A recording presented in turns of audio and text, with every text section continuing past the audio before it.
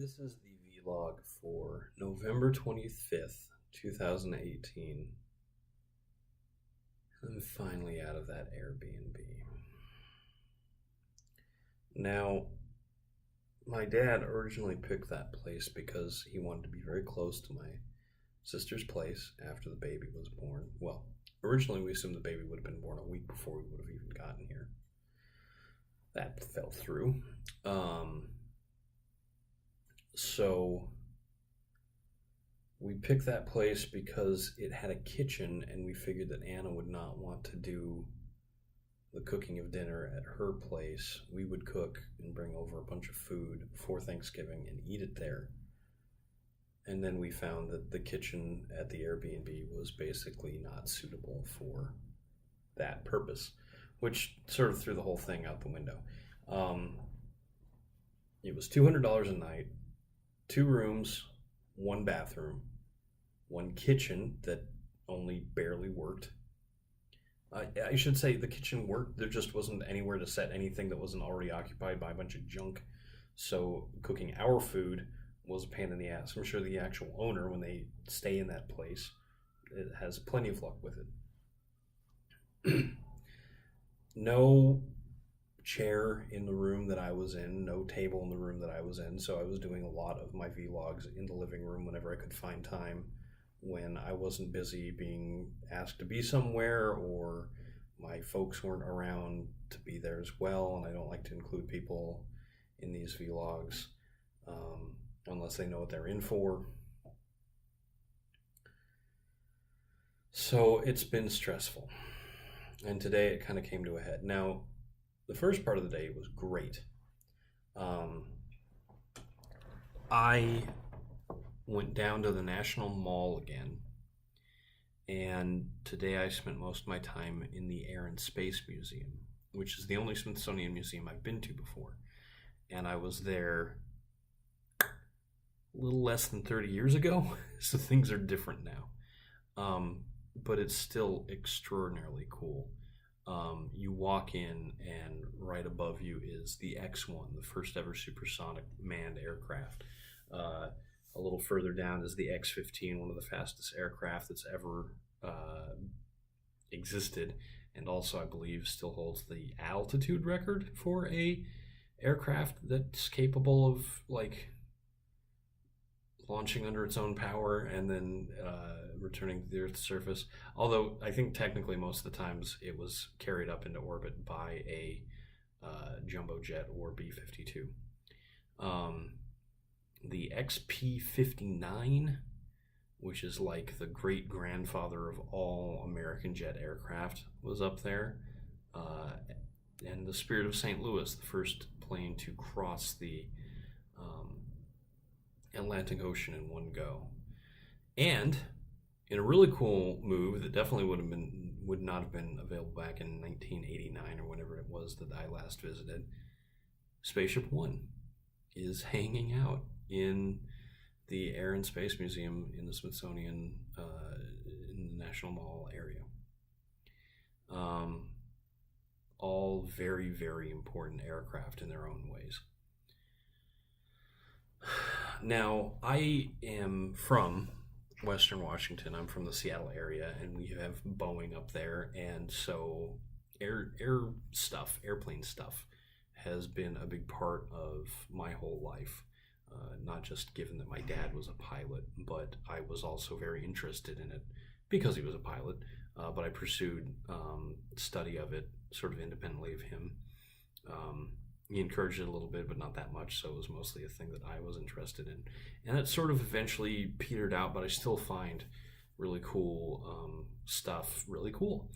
So we have a lot of aviation history in the area where I live, but what we don't have is the space program.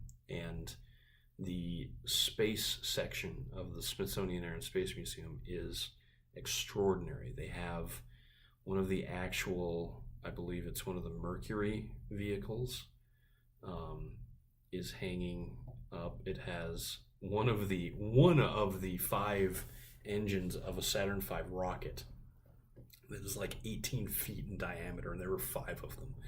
and it's just this massive thing, and it's a little bit scary to walk in front of, honestly. I mean, you know that there's nothing on the other side. You know that there's no fuel and there's no way that that thing could light up, but it's just so powerful looking. It's still, having not been used in more than 50 years, it still exudes that power. It's possible that it was never actually used. A lot of that stuff is sort of copies or mock-ups of the original. They have a mock-up of the Hubble Space Telescope that is slightly smaller than the real thing. But one thing they have that is original, that is probably, to this day, the centerpiece of the Air and Space Museum, is the original Wright Flyer aircraft built by Orville and Wilbur Wright, the first self-propelled air vehicle to have ever flown. And it is amazing. I mean, it has its own dedicated room, and rightfully so. The story of the Wright brothers is fantastic. At this point, I'm almost disappointed that there hasn't been a movie made that I'm aware of within the last 30 years, a full-length feature film telling the story of these guys and this idea that they had, and how they were the ones to end up, breaking this sort of scientific barrier that so many super influential and rich gentlemen in Europe had desperately been trying to do, without success. The things that make the Wright Flyer really stand out are that it was propelled. It had its own engine that drove two propellers that provided forward thrust. It was not launched off of a cliff, and then gravity was one of the primary things that helped it move along. It was launched from the ground and then went up in the air and then came down. The actual very first flight has been described as sort of one of these. Woo, woo, woo. And that was it. Lasted, I think, something like 12 seconds. They eventually got it up on the fourth flight. They got it up for nearly a full minute and covered a distance of something like 800 feet. And demonstrated the thing that made it a true aircraft. Not only was it capable of moving under its own power, but the thing that the Wrights battled hard and long to protect the patent for was intentional wing warping, to change the shape of the wing to provide control.